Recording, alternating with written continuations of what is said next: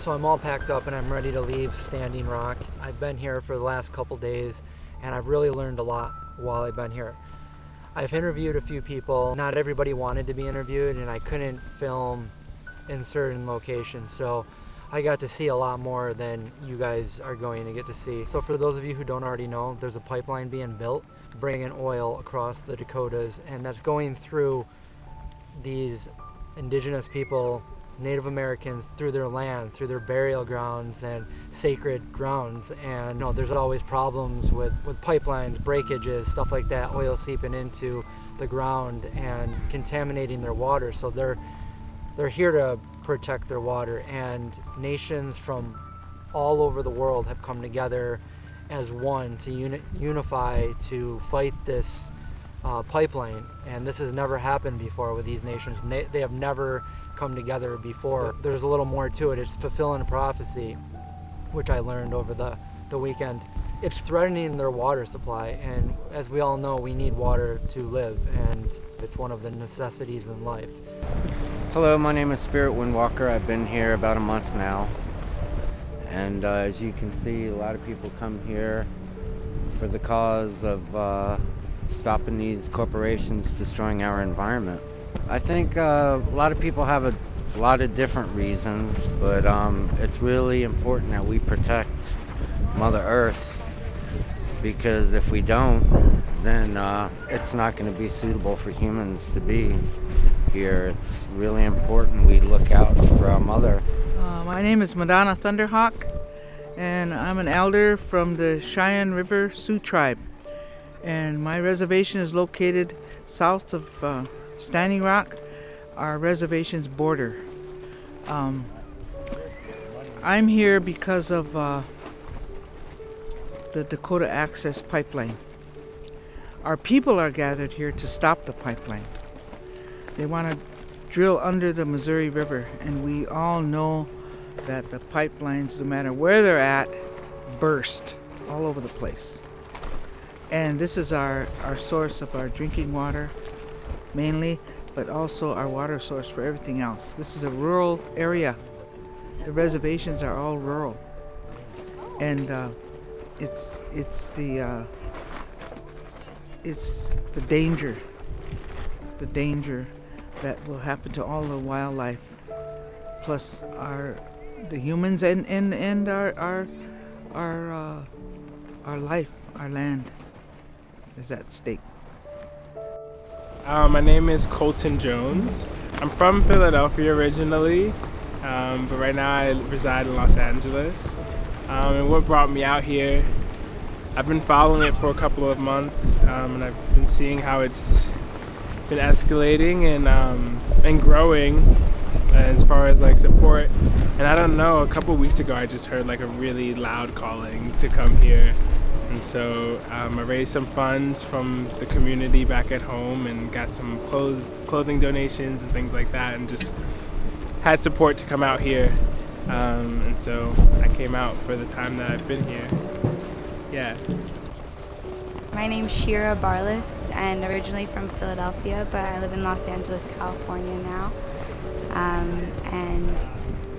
The reason I'm out here is, first and foremost, to be in prayer over the protection of the waters, but I'm also here to learn and to gain so much wisdom that's being passed around, and just to be in a community that is functioning through prayer is so powerful, and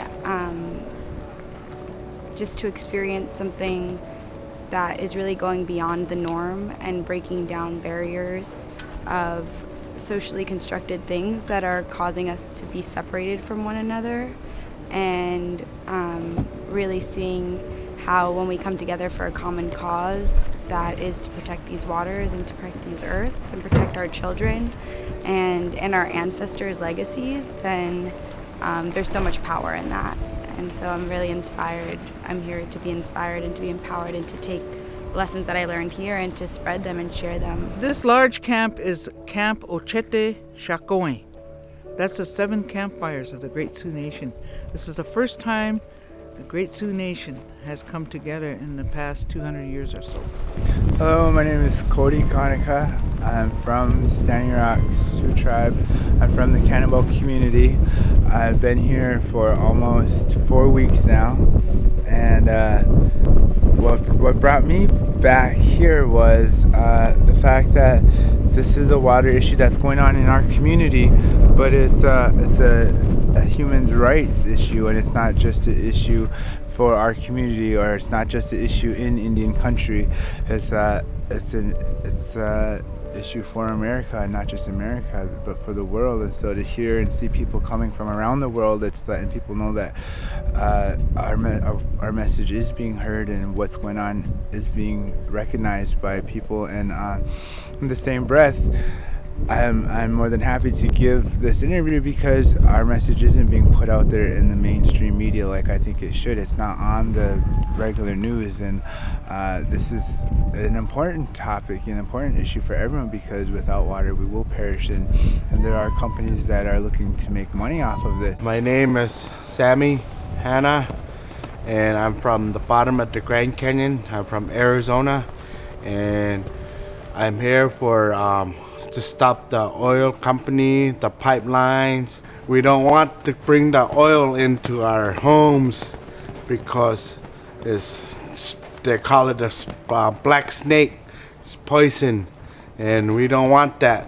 I'm a firekeeper, so that's my duties.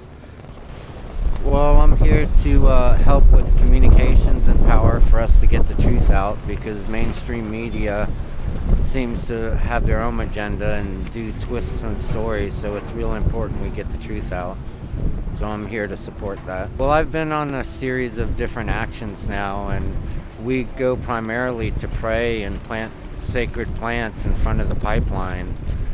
And there's been a lot of hostility from the local law enforcement agencies, and I just don't think it's necessary for violence and weapons to be a part of this. We can all agree that it's a good idea to live in a healthy environment.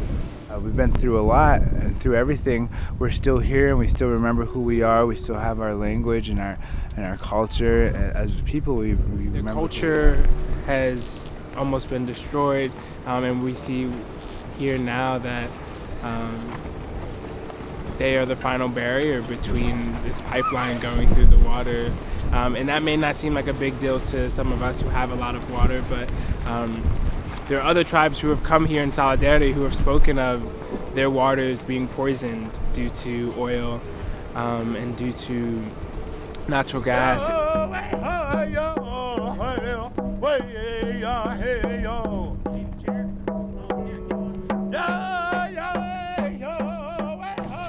Hi everyone, blessings to all. My name is Isabel Amador. I am from Palm Springs, California, Apache and Papago Native American, and I'm here to share my medicine that I create with the company that I founded, Isabel's Naturals. And a lot of reasons brought me here. Really, it's just to be a part of what's happening, to be a part of history, to share the medicine, to gain stories firsthand, and also gather moments and understand other people's reasons as to why they're here as well, and to be just in service and understand what's really happening, because the media definitely murks everything, and there's not a real understanding, a lot of misinformation happening and disconnect. So I'm here to understand firsthand what exactly is going on, and of course to stand in solidarity and protect our waters as well with all these other water protectors. So I'm here personally bringing my service, which is my mushroom cacao latte. It's one of the products I make. It's an adaptogenic, energizing, healing mushroom herbal hot chocolate. My belief and my reason is that if people were to heal the relationship between themselves and food, it would just be a better nation, a better world overall, because food is the foundation. And without nourishing your 8 billion cells, 8 trillion cells, then I don't think that you can really thrive in your goals and your desires and your dreams if the foundation is not solid. So just being here for the last 3 weeks, I've seen a lot of disconnect with food, and of course that's something that needs to be healed, and that is part of the colonization of the food supply. For instance, fry bread is not a Native American food, that is not an indigenous food, that is a colonized food that was introduced to us. Bleached white flour, white sugar, and whole wheat is not even wheat anymore. It's all genetically processed and completely poisoned. So if we were to get back to our true foods, then it would be a better world overall. That's why I'm here, that's what I believe, that's what I try to share. The second day I was here, we gathered at the South Gate, and we went on action to go directly to the pipeline. But there are moles within this camp, and so as soon as we gathered, the DAPL helicopter was out. Cops were passing by, they knew we were coming. So we didn't really have that element of surprise that they may have had in the past. But yeah, we went out to the construction site. It was about 20 miles away, but we were met with a really heavy police presence, armored vehicles and lots of SWAT cops and things like that, and the helicopter. And so every time we tried to get into the site, we were blocked or followed, it was just really kind of crazy, but also really empowering to see that there's so much support ahead of you and behind you in this 60-car caravan. You felt invincible, kinda. We just met two people, and we just hopped in the back of a car and just had amazing conversations with two people who heard their stories of why they're here, why they're on this action, why they're doing this work. And you can just get the feeling that there's something really big happening. We're building up to something really, really big, and it makes sense. Our Earth is sick, and a lot of prophecies speak of the generations that are alive now. A lot of prophecies speak of the times that we are in now, and I think it's ever more important to listen to those with an open heart, and to just be here, to be doing something wherever you are that opposes the status quo. This is not something that is going to go away lightly. That's not something that's going to go away easily. And I do see it as the joining of two worlds between Native people and non, but coming together alike. And I'm glad to see that. We gather to stop the Dakota Access Pipeline, but the camp itself was started in August, this past August. Due to the overflow of people that were showing up in support of stopping the pipeline. And it was specifically located on this land because this is what is considered taken land. Because of the series of dams on the Missouri, the Army Corps of Engineers has jurisdiction over the shoreline. And so this is considered taken land. So the camp was set up here under the authority of the Standing Rock Sioux Tribe, the tribal government. And it's on taken land for that very reason, because the Army Corps of Engineers has created this total mess that's happened because of this pipeline. They've given them authority to begin digging sporadically here and there, not for the entire pipeline, but for areas to go around our resistance, those types of things. And the Army Corps of Engineers, we're in court right now over it because they didn't follow the environmental impact statement ordinances, rules and regulations, all kinds of jurisdiction problems. So we're here and will remain until this issue is resolved. But this is ongoing for us as indigenous Native Americans of this country.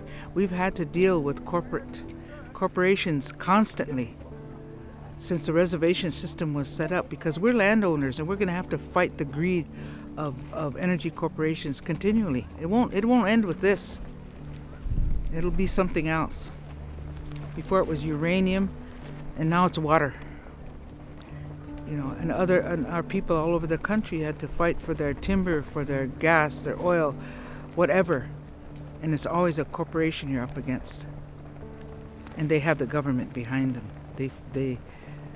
they buy the politicians. So we know what we're up against, and we know it's not going to end. You know, it's just an ongoing struggle. As long as we have a land base, we're going to be in struggle to keep it. I'm Saraswati Om, and I came out to Standing Rock because I was called to do humanitarian work, and I got the message one Monday morning when I woke up, that I needed to come out here. And I can't go to Syria and do work there, but this is something that's happening right in my own country. And I think it's really important that as many people find out about this, and I came out here to learn and see things firsthand so I can then go out and educate the community back home, and also for my own personal healing of reconciling with my ancestors, both my European ancestors as well as my indigenous. So it's been not only a healing experience, but also educating and supporting this cause and standing for Standing Rock and the indigenous nations, as well as Mother Earth. Look what's happening to your government. Who makes these regulations? Who gets rid of the clean air and clean water policies of this country? Who does that? It's your elected officials. And regardless of who you are, you all drink water. And someday it's going to be so expensive, who's going to be able to afford it? Unless you get in there and vote. In this country where things can change with voting, and half the people don't even vote. So yeah, let's put it right out there where it is. If whatever happens, things that happen is because of the people of this country take everything for granted. They take clean water for granted that their children and grandchildren have to drink. Take it for granted. So yeah, there's a lot you can do. A lot this country could do if they'll just do it. Just as you would be and your friends and your family would want to protect your resources that you need to stay alive, these people are doing the same here. And mainstream media is not covering this, so they have it way down on the back burner. Please share this video with anyone, with your friends, family, and let's get this message out to the world, because they need to know what's going on here. These are peaceful people, and they're here to protect what's theirs. Thank you.